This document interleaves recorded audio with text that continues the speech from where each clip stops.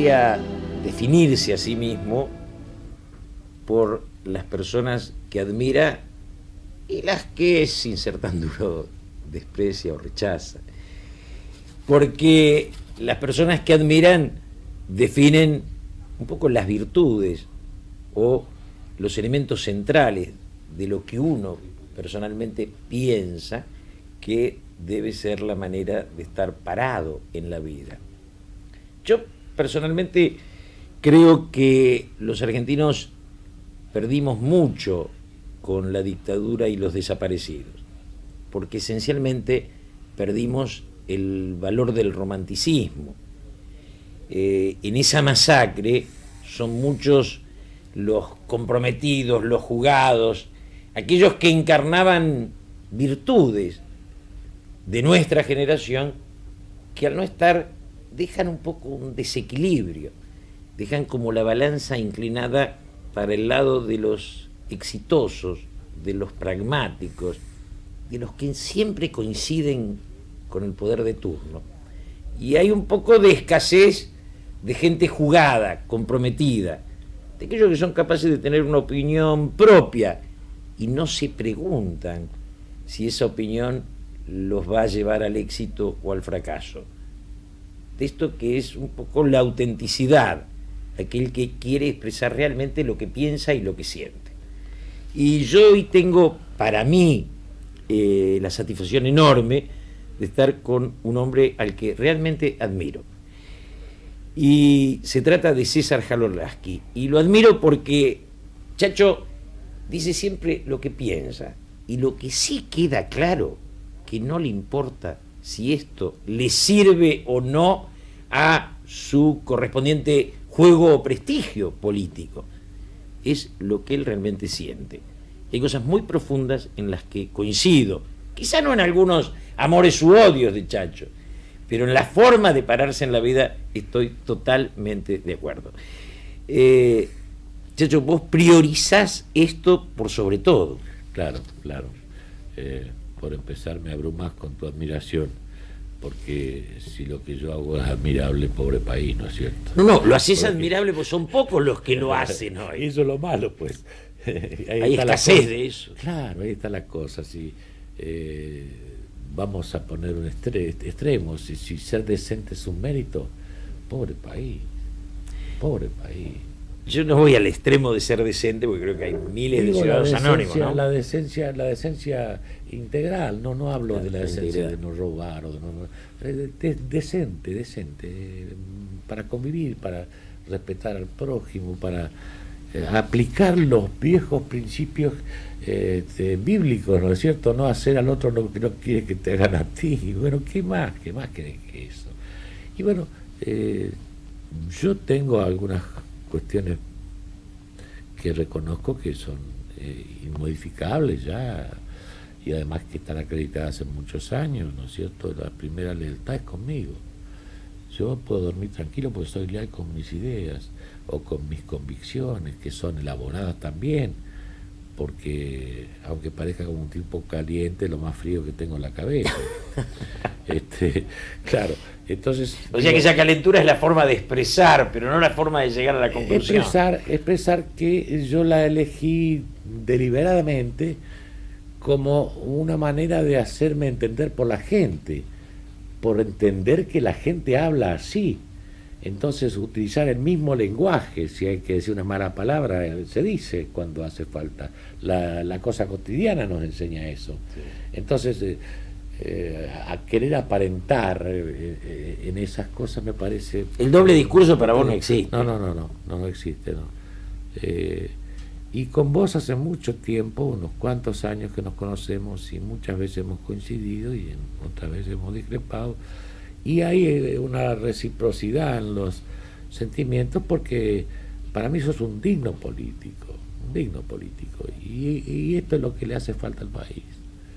Ahora, Checho, el tema de la dignidad queda un poco disuelto en una sociedad que vive en base a una práctica del éxito ligado a cierto oportunismo, ¿o no es así? Sí, bueno, pero ¿sabes lo que pasa? Que todo arranca desde el comienzo, es decir, nosotros no hemos sabido constituir el ser nacional. Es decir, somos aluvionales, somos inmigrantes, matamos a los indios para quedarnos con lo que tenían, y bueno, de ahí viene todo, ¿no es cierto? Martínez Estrada dijo una vez que el gringo que se hizo criollo recibió de la tierra, pisando la tierra, el mensaje del indio y se hizo criollo. Y con eso construyó, las generaciones que construyeron el país fueron esas, ¿no es cierto?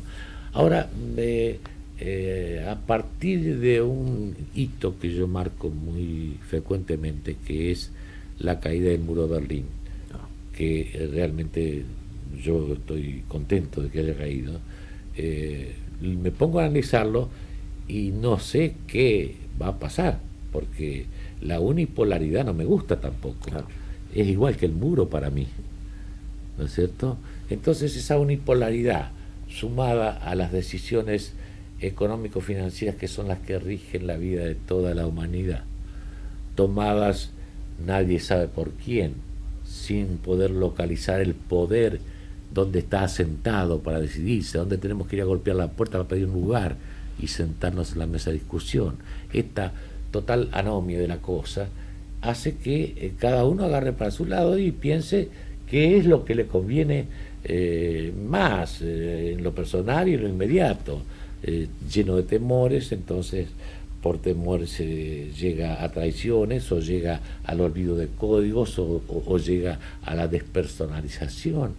Y esto es temible, ¿no? Yo no lo quiero esto para el país, y pienso que a pesar de todo tengo esperanzas de que nosotros vamos a poder llegar, como muchas veces lo he dicho también, por esta suerte de vigor híbrido que tenemos, a producir el ejemplar, ¿no es cierto?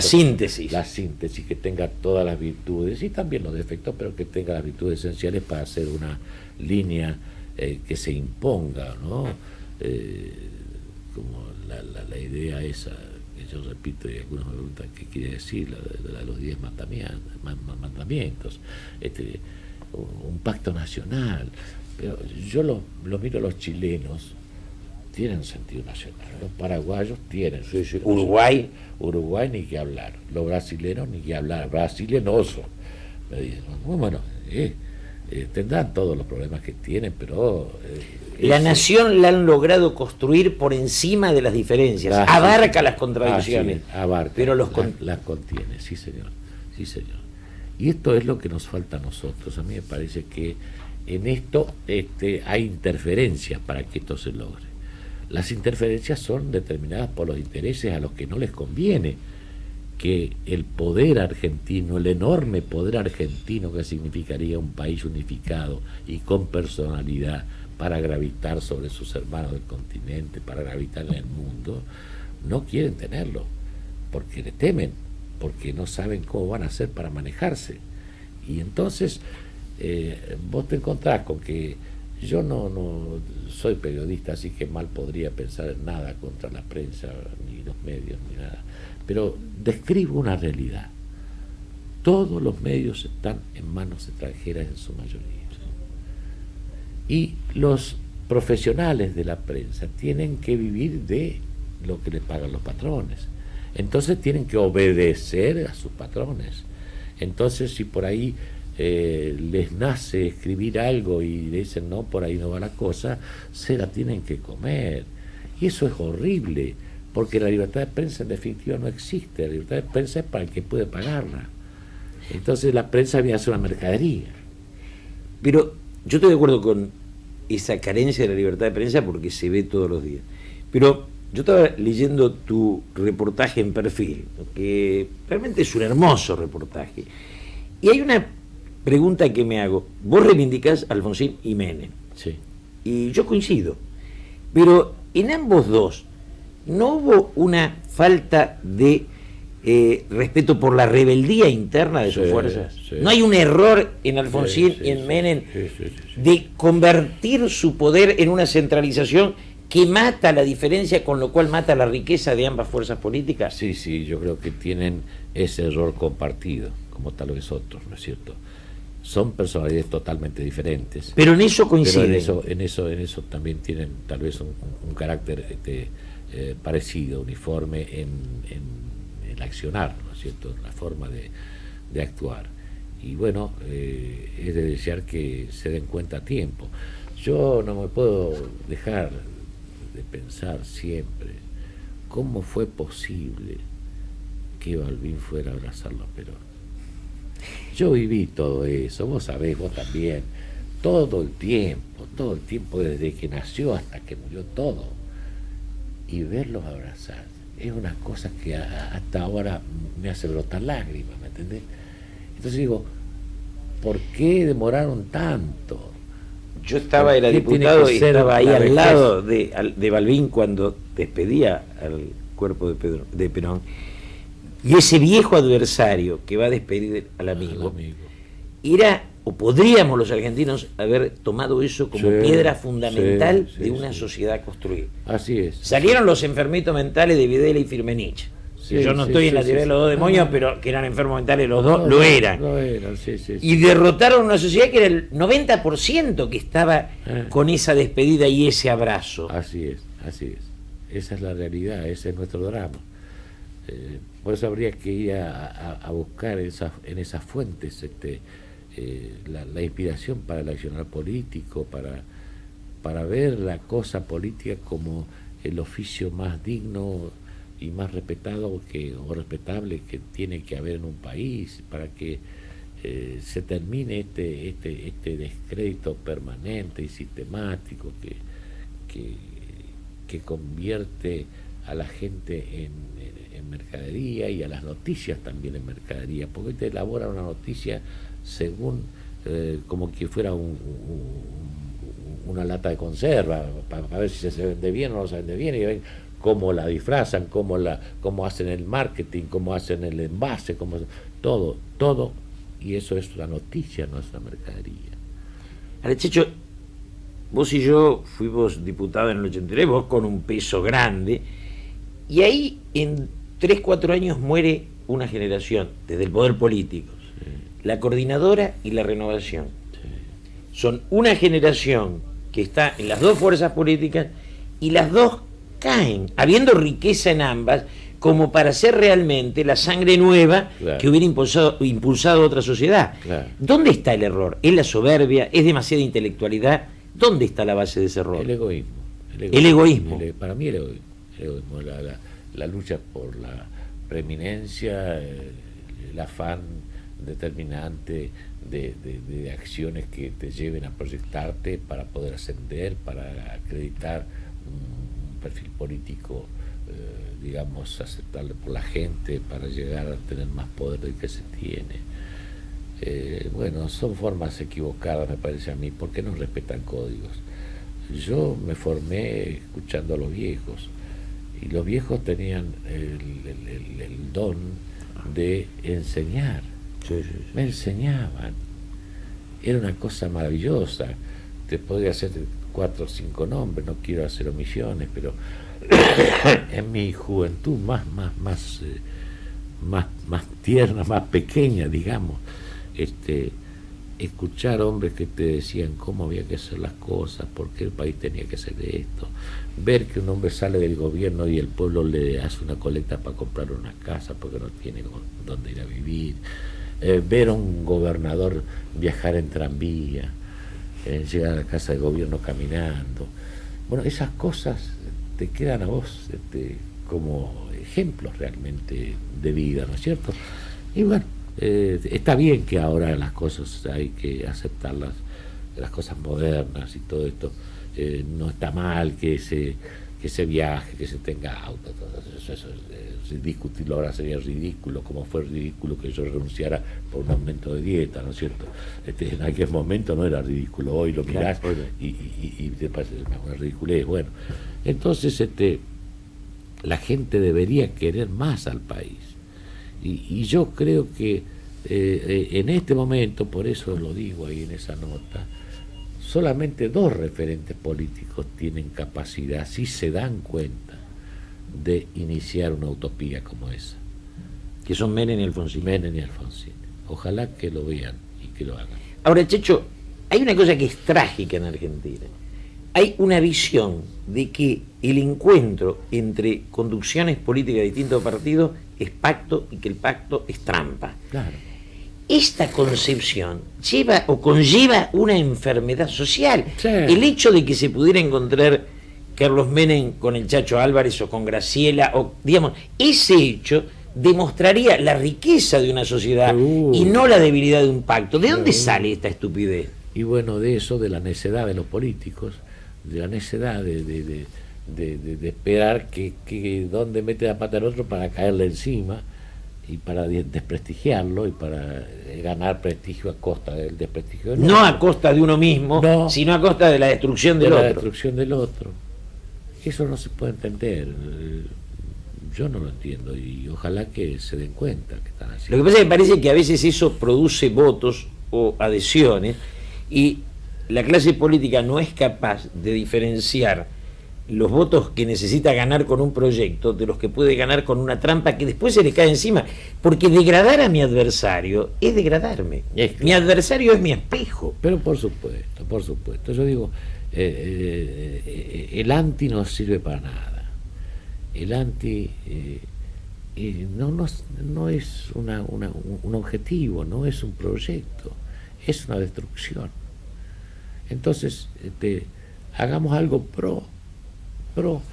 ¿Qué es el pro? Y bueno, pongámonos de acuerdo. ¿Acaso yo le puedo discutir a algún argentino el deseo que tiene de que tengan los hijos buena educación, que tengan un salario más o menos suficiente, que tengan trabajo, que la salud sea cuidada? ¿Quién puede estar en contra de eso? ¿Y cómo no se puede lograr si todos estamos de acuerdo? Eso yo no lo entiendo. ¿Por qué hay tanto temor a que en temas centrales como el educativo o la seguridad social o el desempleo haya un acuerdo entre las fuerzas políticas e impulsen un proyecto en común? ¿Por qué esto es imposible en Argentina? Y eso, por celos, por egoísmo, por incomprensión de la realidad. Es decir, que se elabora en un mundo como en una esfera y se quedan adentro ahí y la gente va para otro lado. Julio, va para otro lado. El tema de la alianza fue una imposición de la gente. Sí. Pero fue una imposición de la gente que fue un mensaje para Carlos, para el gobierno, que debió haberlo entendido un poco mejor. Pero entonces, al mismo tiempo, la gente de la alianza creyó que tenía la verdad comprada. Y a mí me parece que se van a llevar un susto todos en la elección, porque la gente vota por lo que se le antoja, por lo que gente es libre. Realmente es libre y ejerce el poder en el voto. Y ese poder no lo va a enajenar a nadie si no está realmente convencido. Sí, recuerda que me hace recordar aquel acuerdo de la provincia de Buenos Aires entre radicales y peronistas para la reforma de la Constitución y la gente votó en contra de los dos partidos. Ahí, claro que sí, claro que sí. Para vos estás satisfecho con que el radicalismo esté en la alianza o hubieras preferido el mantenimiento de la identidad radical más allá? No, desde luego que hubiera preferido el mantenimiento de la identidad del partido y no es porque crea que ninguna alianza la desnaturalice, porque entonces estaría contradiciéndome. Si yo estoy hablando de pactos, ¿por qué voy a negar que la alianza puede ser un pacto? A partir de lo que todavía falta, porque todavía no han hecho las definiciones del programa. Entonces viene el voluntarismo, por ahí Terraño dice que no se debe hablar de candidatura por ahí, pero eso no se puede hacer. No se puede evitar. No se puede evitar. La política es una cosa en ebullición. Hay que entenderla y tratar de canalizarla. Yo no sé cómo se va a llegar a ese momento, pero lo cierto es que esta realidad de hoy nos muestra un Menem que ha perdido elecciones, aunque él dice que no las perdió él, pero las perdió, ¿no es cierto?, que conserva el centro de la escena y sigue produciendo actos políticos. Sí. Lo de la reelección es un acto político. Es un acto político. Tomado así, uno lo banca.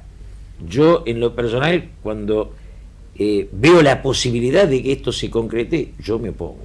No, claro, es que yo creo que ni él mismo cree que se vaya a concretar, y lo ha dicho. Si eso es imposible, dice, hay que reformar la Constitución. Y él sabe que la Constitución no se puede reformar en la actual composición del Congreso. Y la teoría de que la Corte o que los jueces pidan o que pida, eso es una teoría sin sustento. Funciona, no tiene sustento, y además pierde de vista la última palabra del amo internacional. El amo internacional o la madre patria no va a querer que aquí se vulnere el orden jurídico. Claro. Eso es triste, porque es un elemento que no es el que hace que vos y yo opinemos como opinamos, ¿no? Eso es triste. Si fuera por ese elemento estaríamos en otra posición. Casi que me pongo del otro lado. Con la reelección. Sí, señor. Pero básicamente ese hecho, digamos, para vos y para mí, uno piensa, primero que yo puedo tener diferencia con Menem, pero no quiero que deje de ocupar un lugar importante en la sociedad, claro. Porque si cada gobierno que cae lo destruimos, no podremos nunca construir una historia. No, nunca podremos. Y fíjate, y en los hechos se han producido cosas que se niegan en las palabras. Claro. Nosotros entregamos al gobierno anticipadamente, pero suscribimos un pacto, un acta, comprometiéndonos a respaldar la sanción de las leyes que el nuevo gobierno necesitara.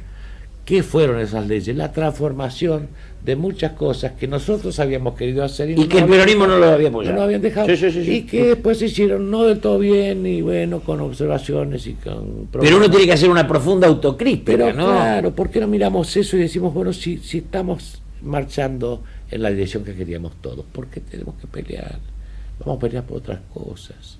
Ahora, en una sociedad donde la dureza gana la racionalidad, donde los fanáticos tienen más poder que aquellos que son capaces de autocriticarse, esto es un elemento de decadencia. Total. Sería mucho mejor que el peronismo y el radicalismo asuman sus culpas, sus errores, y sean capaces de reformular sus políticas, sí, a que ganen los duros que dicen yo no cometí ningún error, porque esto no le sirve a nadie, no enriquece a nadie. A nadie. ¿Sabes lo que pasa? Deben ser los gorilas, deben ser.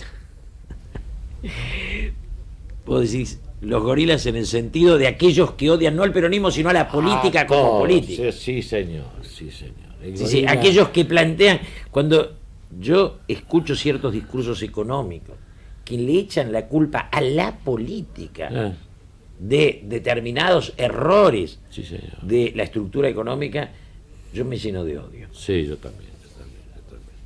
Porque este hecho de querer hacer depender la política de la economía es un hecho que ese sí es decadente. En un mundo como hoy, en donde a todos los genios de la economía los reemplazás con una flor de equipo computador para manejarlo vos solo.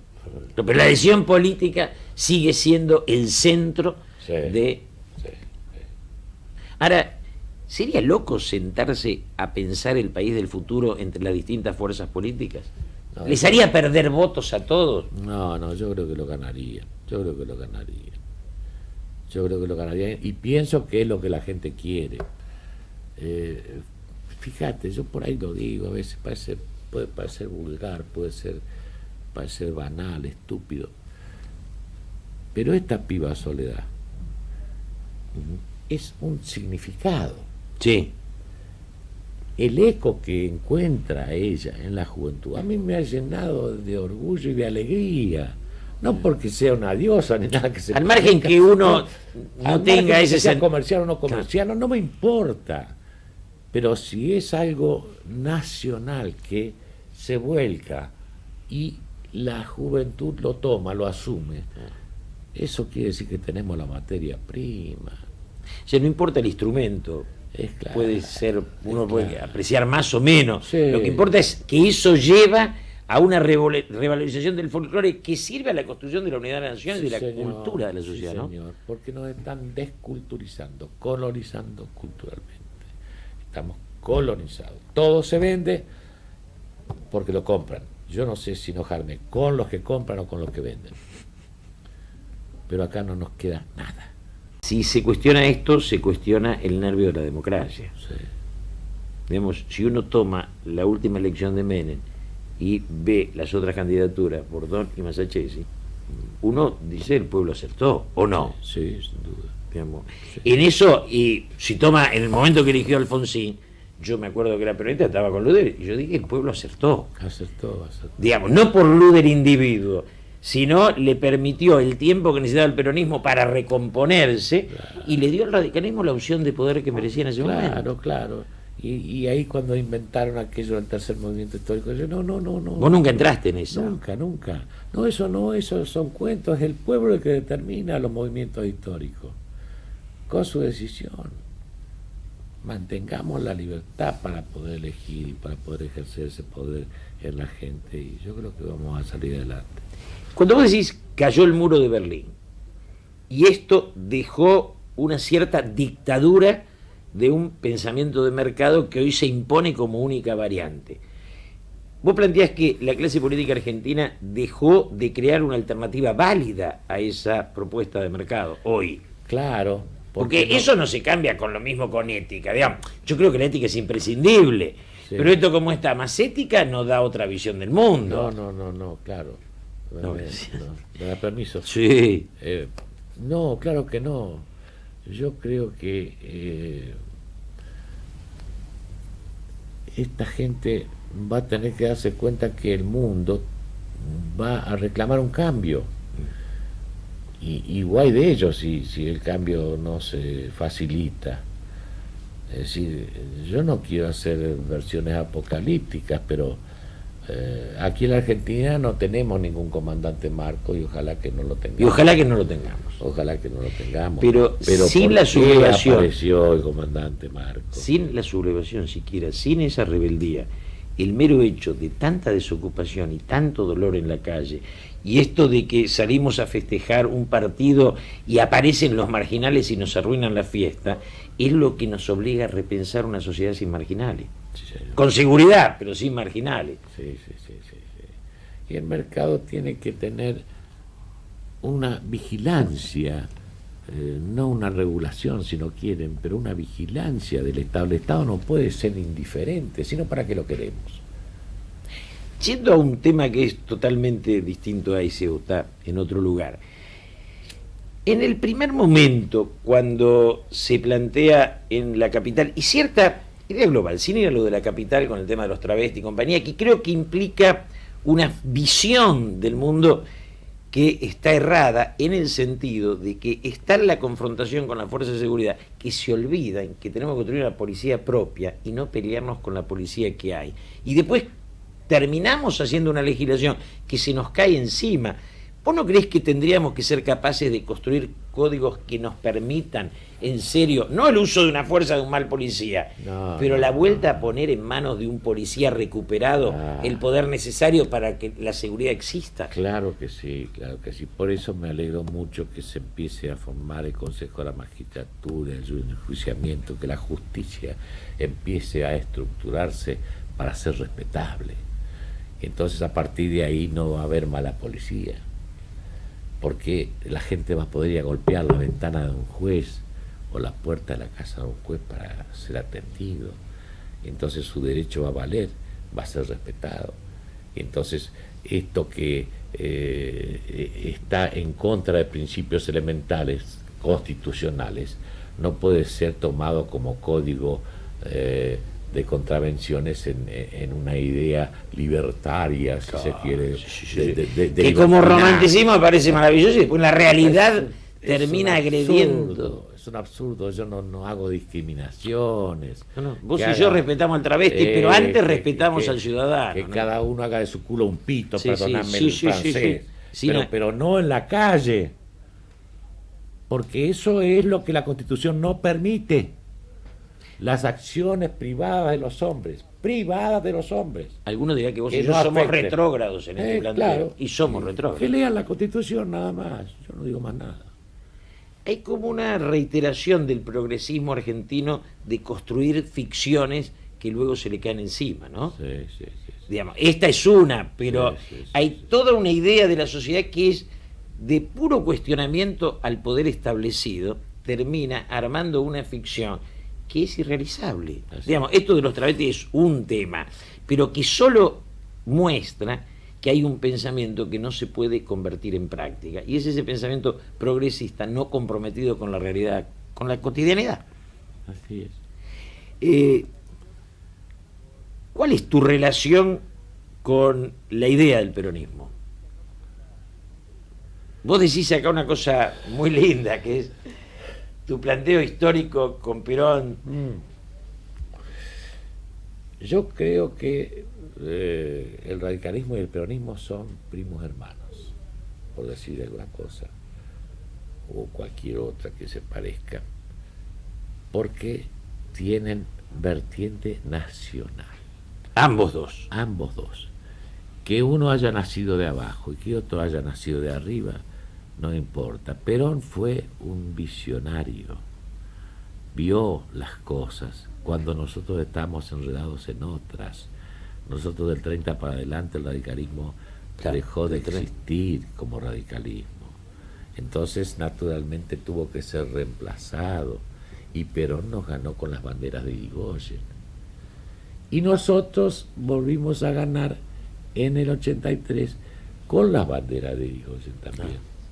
Pero en ese proceso que vos marcás hay un enriquecimiento de cada fuerza de la que logró el otro. Digamos, nosotros aprendimos del alfonsinismo, vaya si aprendimos. La renovación es efecto de la lucidez radical de esa época. Sí. Y el radicalismo que venga, o el frente que venga, tendría que asimilar lo que aportan estos 10 años de Menem y no partir de la negación de eso. No, eso es absurdo.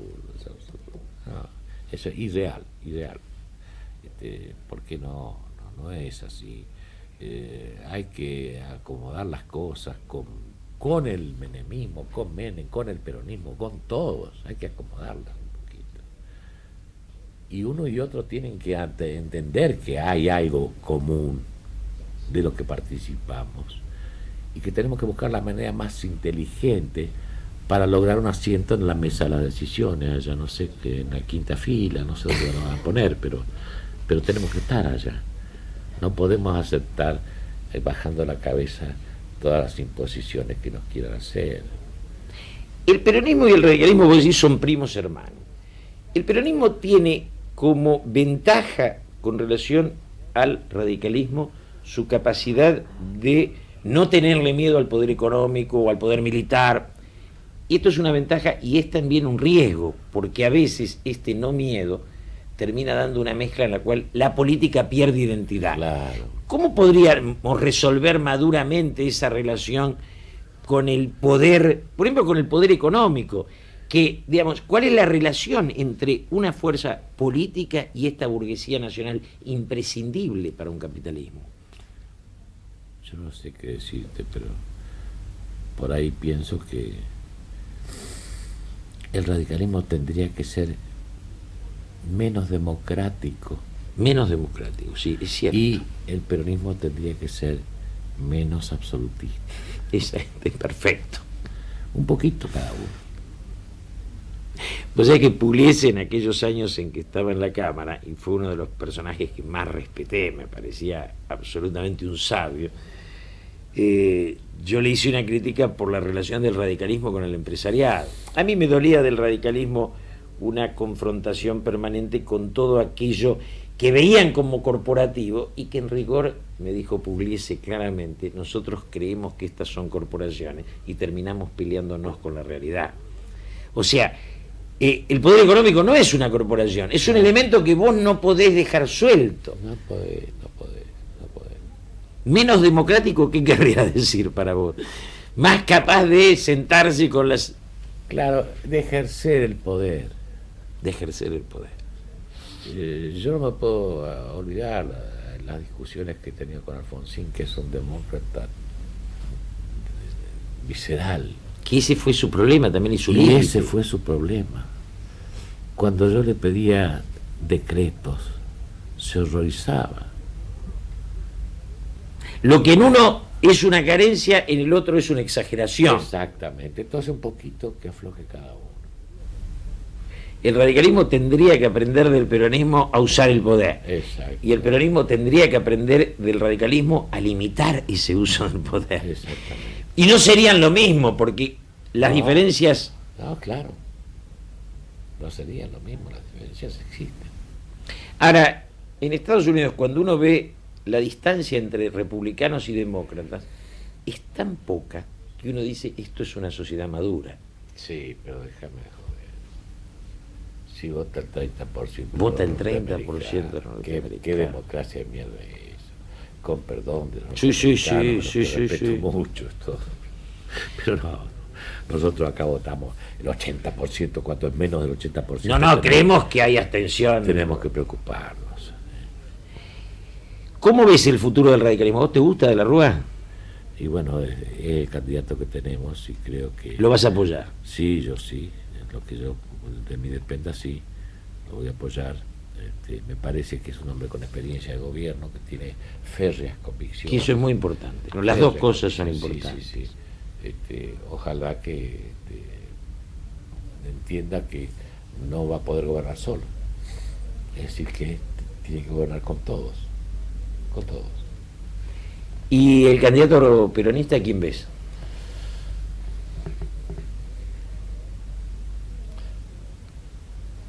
Duhalde no te gusta a vos.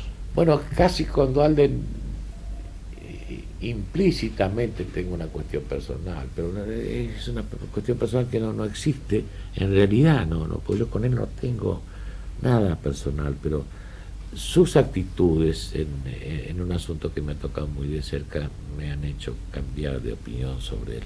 Pero bueno, creo que objetivamente él ha perdido, en orden a su posición dentro del peronismo, la fuerza que tenía antes, ¿no es cierto?, como candidato indiscutido. No sé quién puede ser ahora, no sé, habrá que ver. Tal vez él, tal vez Parito. No es lo mismo, ¿no? Claro que no. Digamos, yo, no solo porque estoy cerca de Duhalde, pero me parece que Parito, con todo el respeto que le tengo, creo que la búsqueda de popularidades no basadas en la política es una aceptación de la debilidad de la política, que aquellos que creemos en la escuela política, en la historia, y la reivindicamos, nos duele, ¿no? Sí. Aunque en algunos casos salgan actitudes tan dignas como la de Reutemann, que son más dignas que la de muchos que nacieron políticos. Así es verdad. Es una incógnita que se tiene que develar y es un problema que el peronismo tiene que resolver. ¿Estás escribiendo? No, estoy almacenando. Pero ese almacenando es para publicar. Yo creo que alguna vez voy a, si Dios me da vida, hacer algo así. Algunas cosas.